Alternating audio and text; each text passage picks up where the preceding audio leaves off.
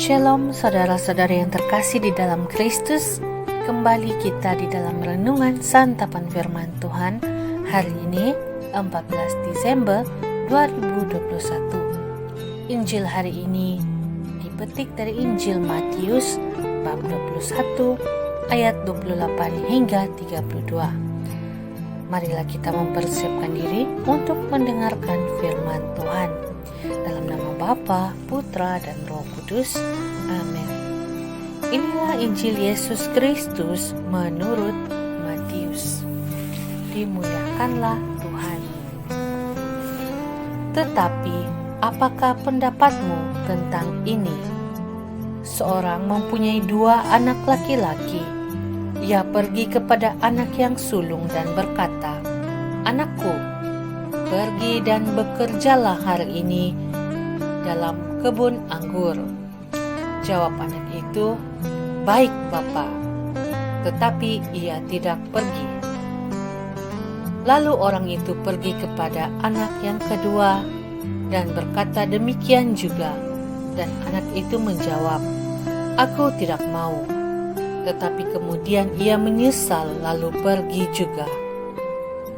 Siapakah di antara kedua orang itu yang melakukan kehendak ayahnya? Jawab mereka, "Yang terakhir." Kata Yesus kepada mereka, "Aku berkata kepadamu, sesungguhnya pemungut-pemungut cukai dan perempuan-perempuan sundal akan mendahului kamu masuk ke dalam kerajaan Allah. Sebab Yohanes datang untuk menunjukkan jalan kebenaran kepadamu, dan kamu tidak percaya kepadanya. Tetapi pemungut-pemungut cukai dan perempuan-perempuan sundal percaya kepadanya. Dan meskipun kamu melihatnya, tetapi kemudian kamu tidak menyesal, dan kamu tidak juga percaya kepadanya." Demikianlah Injil Tuhan. Terpujilah Kristus.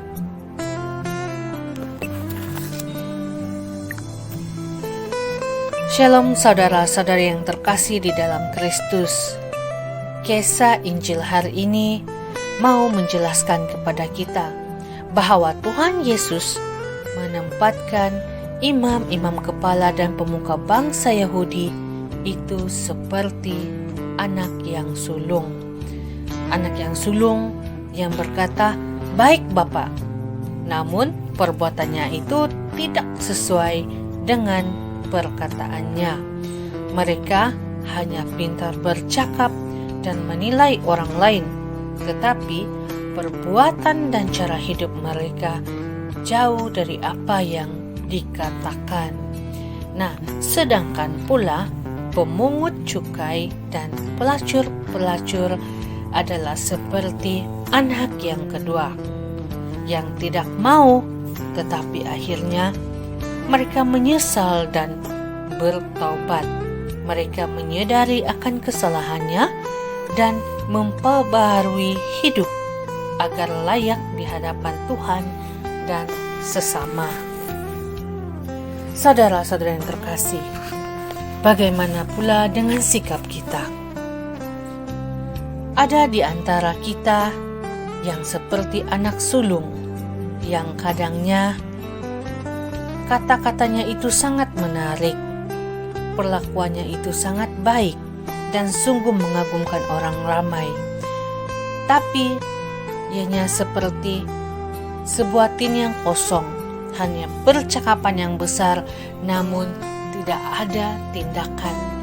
Nah, saudara-saudara yang terkasih, apa yang kita boleh lakukan di dalam kehidupan kita adalah terlebih lagi pada waktu masa persiapan kita untuk menyambut kelahiran Sang Juru Selamat adalah sikap mau terus bertobat.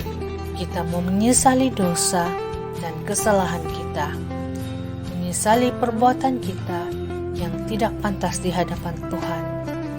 Dan ini adalah saat yang sungguh tepat, saat untuk kita memperbaharui diri dan hidup kita, sehingga kita layak merayakan Natal bersama Kristus.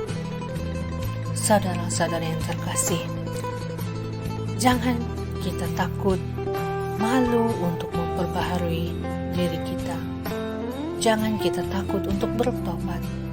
Jangan takut untuk menyesali dosa dan kesalahan kita.